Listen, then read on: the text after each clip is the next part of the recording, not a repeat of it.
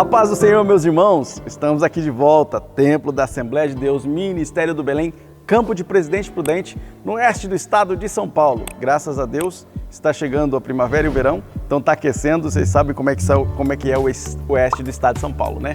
Aqui 40 graus é frio. Então, meus irmãos, nossa lição de hoje é a lição número 9. A sutileza do movimento dos desigrejados. Eu acho que a gente vai arrumar confusão nessa lição.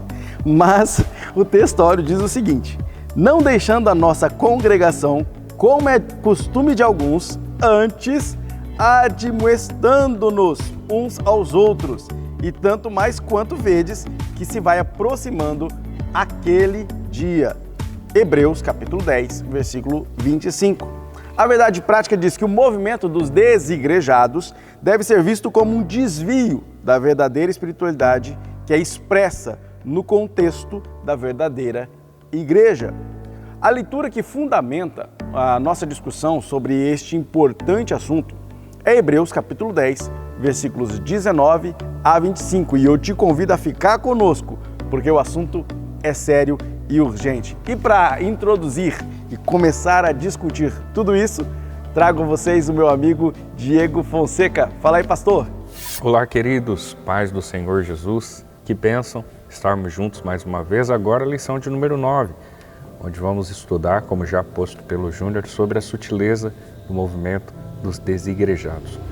Vamos entender um pouquinho quem são estas pessoas, que grupo eles pertencem e qual os desdobramentos, ou quais os desdobramentos que podem ser vistos a partir desse perfil. Bom, introdutoriamente, percebam vocês que o pastor José Gonçalves aponta que os desigrejados cresceram nas últimas décadas em escala exponencial.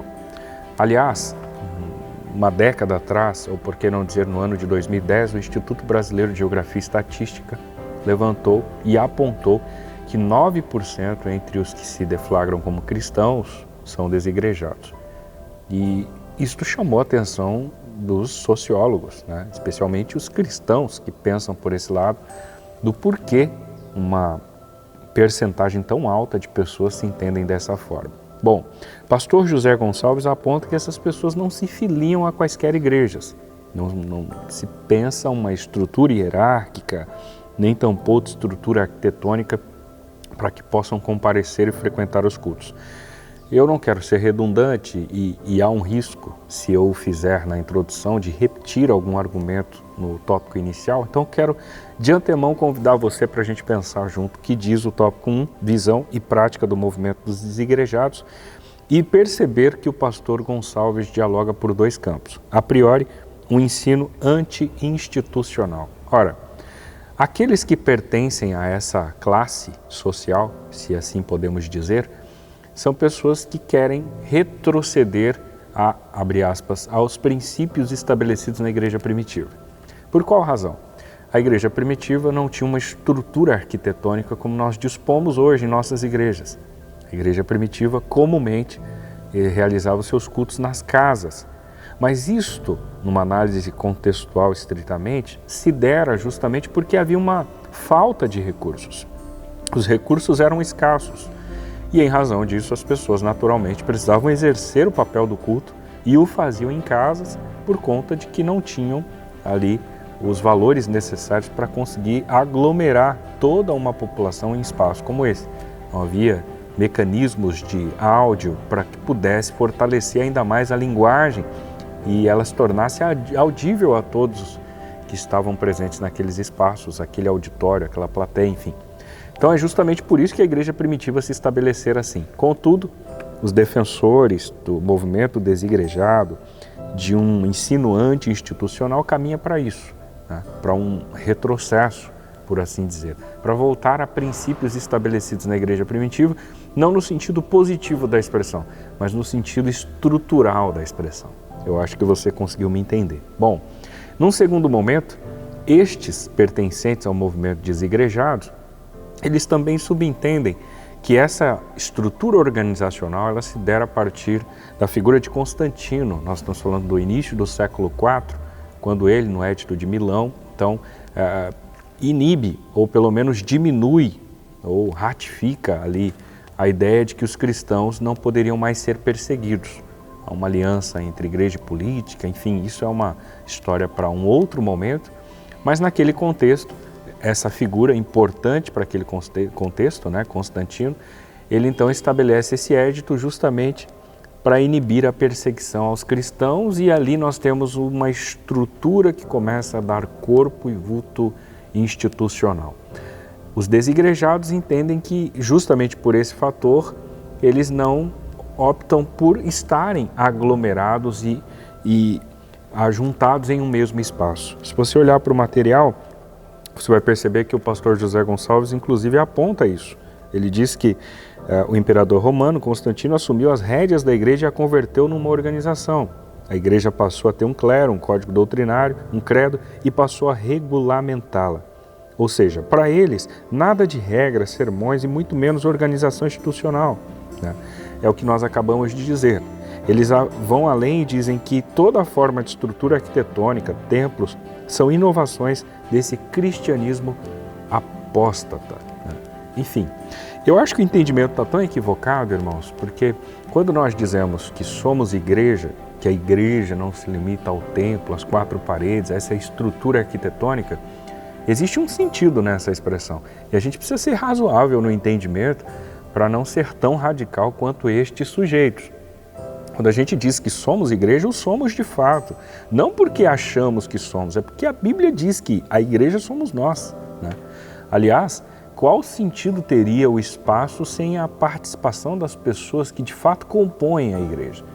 Então existe um certo sentido do papel que a igreja desempenha. Agora, isso não, de uma certa forma, faz uma defesa para que a pessoa, por esse viés, agora não participe de uma congregação, de um ambiente de culto, de uma coletividade, não haja a sociabilidade. Jamais.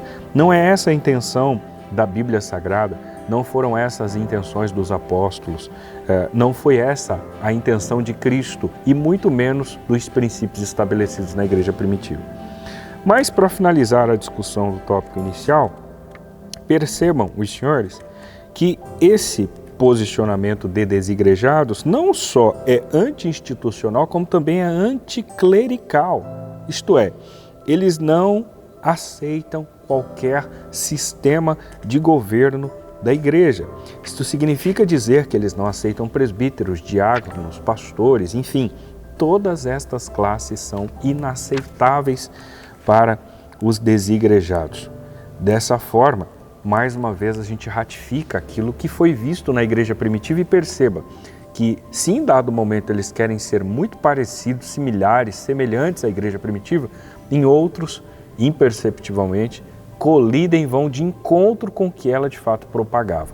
Se você abrir a sua Bíblia no livro histórico de Atos, capítulo 2, versículo 42, você vai perceber que aquela igreja perseverava, olha só, perseverava. Procure nos léxicos, nos glossários, enfim, nos dicionários a respeito da palavra perseverar e você verá que é um verbo que indica uma ação de um sujeito permanece na sua posição. Aquela igreja, diz Atos 2,42, que eles perseveravam na doutrina dos apóstolos, na comunhão, no partir do pão e nas orações. Se a gente estabelecer aqui 4 pilares da igreja, estes 4 pilares eram participados pela coletividade. Eu vou dizer que havia uma unanimidade? Obviamente que não, porque haviam pensamentos muito diversos na igreja, diferentemente do derramamento do Espírito em que estavam unânimes, com o mesmo desejo no mesmo lugar. É óbvio que a igreja era composta de indivíduos que têm pensamentos diversos, dissociados, diferentes, mas eles seguiam, perseveravam na doutrina, na comunhão, na generosidade e nas orações. Bom, acho que esse pensamento de desigrejados colide com a ideia da igreja primitiva, porque para que isso houvesse, havia uma liderança estabelecida. Claro que não nos moldes estatutários que nós temos hoje, porque a igreja estava no seu início, no seu nascedouro, mas já existia um princípio não só de organismo, mas efetivamente de organização.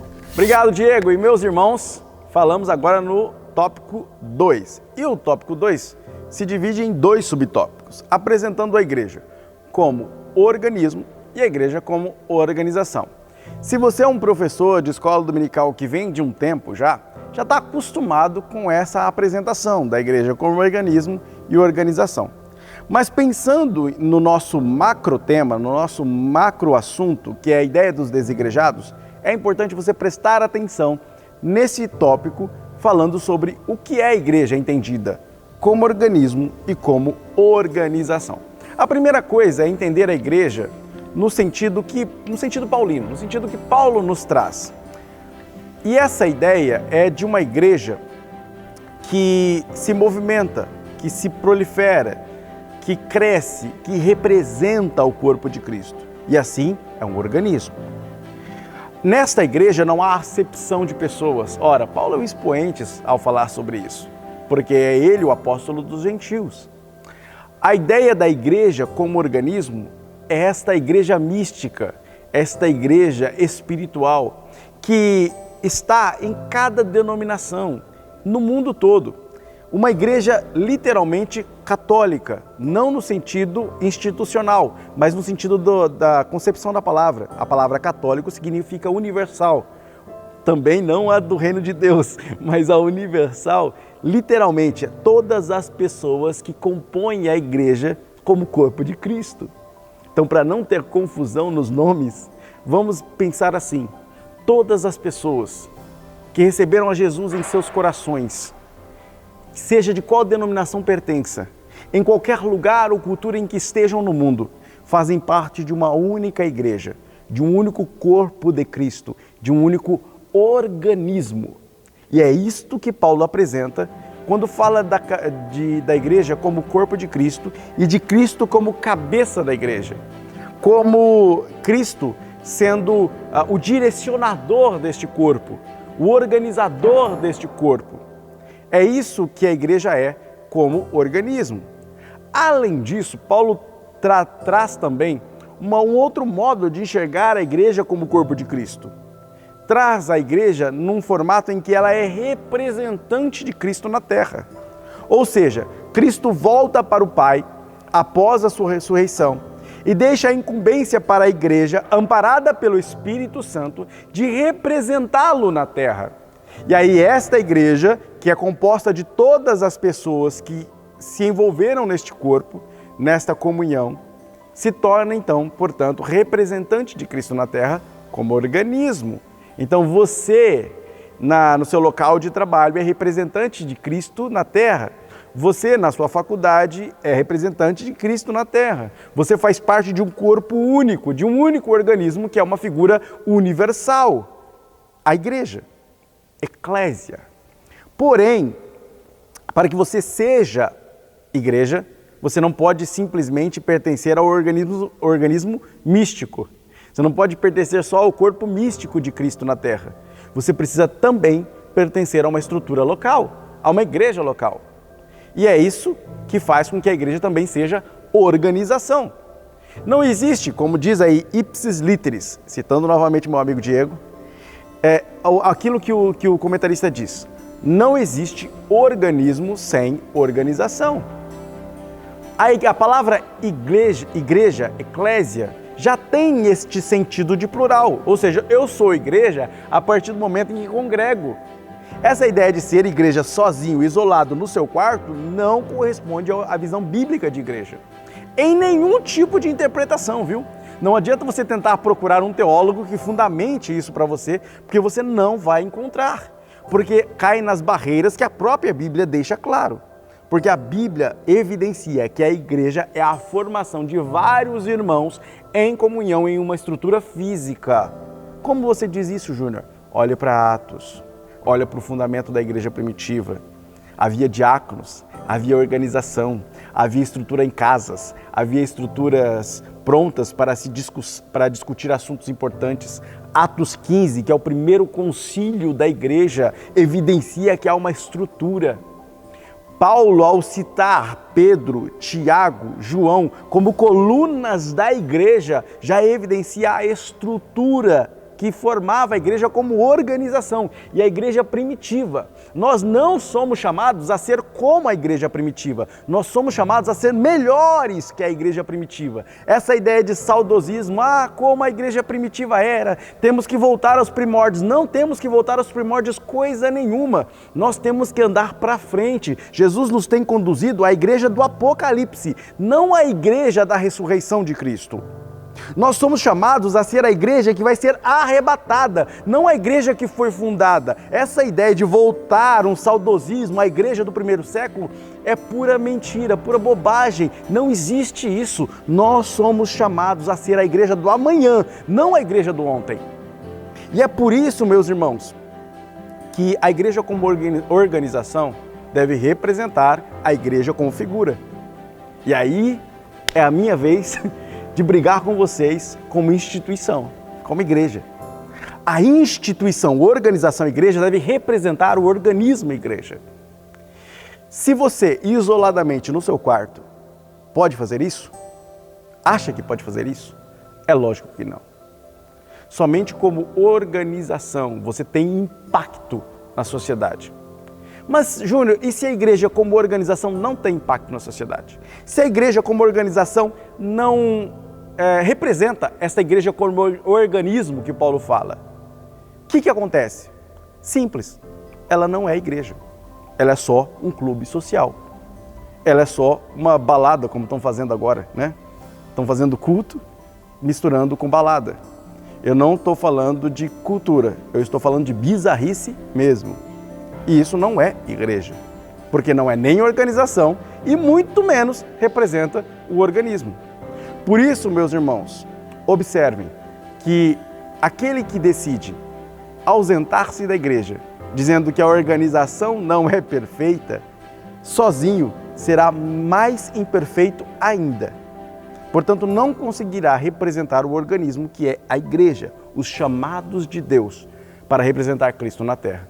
Portanto, meu querido, volta para a tua igreja, senta no teu banco e ajuda a sua igreja como organização a aperfeiçoar-se ao ponto de ser uma bela representante do organismo igreja que foi fundada pelo nosso Senhor e Salvador Jesus Cristo e que está sendo mantida e preservada e aperfeiçoada com o tempo pelo Espírito Santo até a volta do nosso Senhor.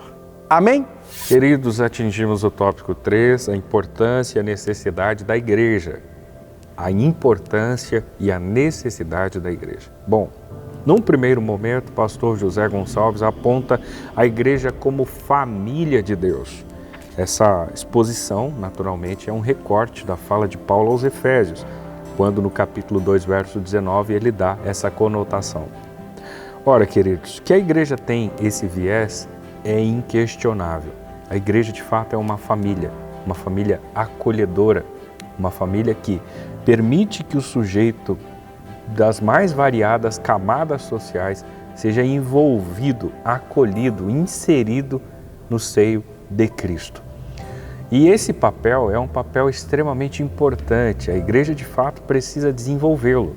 Haja vista que, ainda que nós entendamos em dados momentos que a igreja sirva como um papel hospitalar, ela é um quartel-general, um ambiente de guerra, de um conflito onde nós não nos pautamos e não nos estabelecemos em armas humanas, mas armas espirituais, como Efésios 6, a partir do verso 12, 13, 14, dialoga. A nossa luta, inclusive, é uma luta imaterial, intangível, contra principados, potestades, príncipe das trevas e hostes espirituais da maldade que habitam nas regiões celestiais.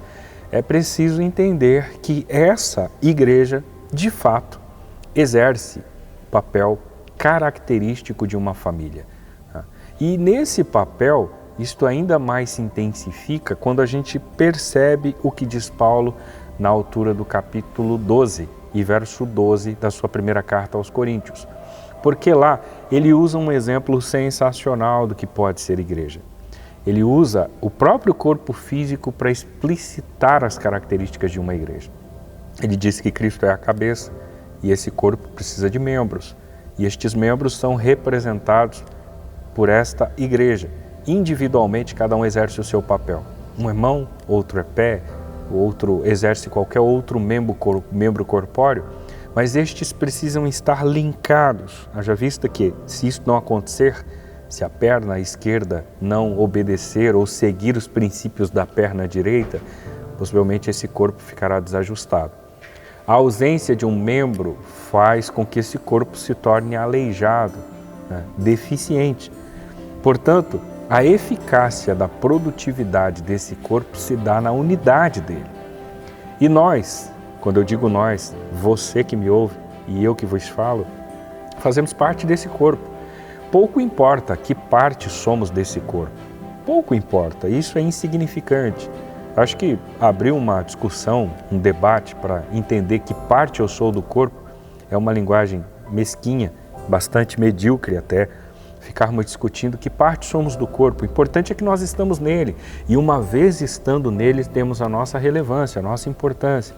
Esse corpo precisa de você.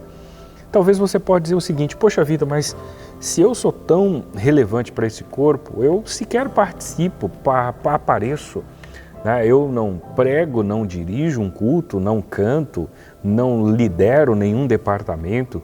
Eu sou, abre aspas, uma expressão que durante décadas é utilizada, um simples membro de banco. Tenha noção e compreensão de que você tem uma importância imprescindível para esse corpo. E você talvez não tenha noção disso. Porque o próprio Paulo diz que aqueles membros que parecem ser inferiores ou invisíveis são os mais importantes. Você já parou para perceber que a gente está acostumado a ver dedo, ver mão, ver braço, ver perna, ver pé, mas a gente não está acostumado a ver pulmão, ver rins, ver fígado, né? E estes membros internos, imperceptíveis, não visíveis, não tangíveis, exercem um papel fundamental no corpo. Portanto, você é uma peça semelhante a essa, pode estar anônima a uma sociedade, não pode ser vista ou tangida, mas você exerce um papel preponderante para esse corpo. Por isso que a gente é uma família, porque o papel da igreja é esse, é o papel do acolhimento, da inserção, do abraço, do aconchego, de sempre inserir um novo sujeito dentro dessa composição familiar. Essa é a ideia explicitada no item 1 do tópico 3, entendendo a igreja como família de Deus. Mas eu quero finalizar o diálogo a partir das lentes do pastor Gonçalves, a respeito do item 2, a igreja como testemunho da salvação. Bom, se por um lado, diz o apóstolo Paulo, diz o pastor José Gonçalves, o apóstolo Paulo chamou a igreja de família de Deus, por outro lado, esse mesmo apóstolo apresentou com que fim essa família foi criada. Ou seja, nós não somos uma família para ficarmos aqui enclausurados, fechados, como dentro de 4 paredes, sem exercer qualquer papel extra-eclesiástico. Não é essa a intenção, não foi esse o chamado. O chamado é uma ordem dada por Jesus em Marcos 16:15, na verdade o verbo é imperativo, ele diz ide, pregai o evangelho a toda criatura. Quem crer for batizado será salvo, quem não crer será condenado, enfim. Olha a força do imperativo, ide. Ele não menciona se é homem ou mulher, ele não faz distinção de gênero, ele não faz distinção de faixa etária, enfim. Jesus é muito claro e muito específico na expressão do seu chamado, né? Ide. Então isso contempla toda essa família de Deus. Nós, uma vez agora, dentro desse conjunto, desse núcleo familiar, temos uma responsabilidade. E a responsabilidade está no subtítulo do item 2, Igreja como testemunho da salvação. Se você abrir a sua Bíblia, a primeira epístola de Paulo, ou de Pedro, melhor dizendo, capítulo 2, verso 9, ele diz que você, ou por que não dizer, nós, enquanto igreja, somos a geração eleita. Nós estamos em um ano político, mas nós não somos candidatos, nós somos eleitos. A igreja é a nação eleita, o sacerdócio real, nação santa, o povo adquirido, mas com um fim. Você não é geração eleita, sacerdócio real, nação santa e povo adquirido por si só, ou apenas para obter títulos nesse sentido. Não, senhores. Pedro conclui o verso 9 dizendo, para que o contexto do verso 9, mais uma vez repetindo, Você é geração eleita, sacerdócio real, nação santa, povo adquirido, para que anuncieis as virtudes. Anuncieis, proclameis, né? As virtudes daquele que vos chamou das trevas para a sua maravilhosa luz. Existe um fim nesse chamado. Somos uma família acolhedora, de inserção, que coloca o sujeito mais vil pecador, que vem dos mais ambientes mais terríveis da sociedade, é inserido nesse bojo, mas com uma responsabilidade: anunciar as virtudes daquele que nos chamou também de lá, das trevas para a sua maravilhosa luz. Com essa conotação e entendimento que tenho a respeito das lentes do pastor José Gonçalves, nós finalizamos a expressão do item 2 do tópico 3. Mas tem um termo utilizado por ele aqui que me chamou muita atenção. A igreja pode existir em um templo, mas a sua missão só se completa fora dele. Ela pode existir como existe em um templo, e louvado seja Deus que nós temos os templos para agregar o povo, para louvá-lo, para adorá-lo, para engrandecê-lo.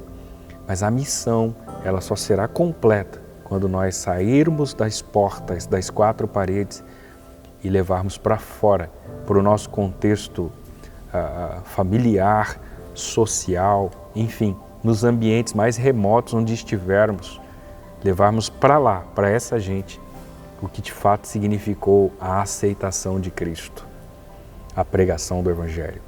Jesus salva e Ele é o mesmo, diz 13:8 de Hebreus, ontem, hoje, eternamente. Portanto, através de você, um canal de Deus, Ele vai continuar salvando em nome de Jesus. Amém?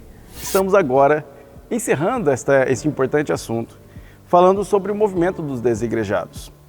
Eu sei que os irmãos que se revoltam muitas vezes com a igreja como organização, acabam acreditando que a melhor saída é exatamente sair da igreja, um perdão da redundância. Mas isso é um equívoco. Como o próprio pastor José Gonçalves diz, não agrega em nada, não te ajuda em nada.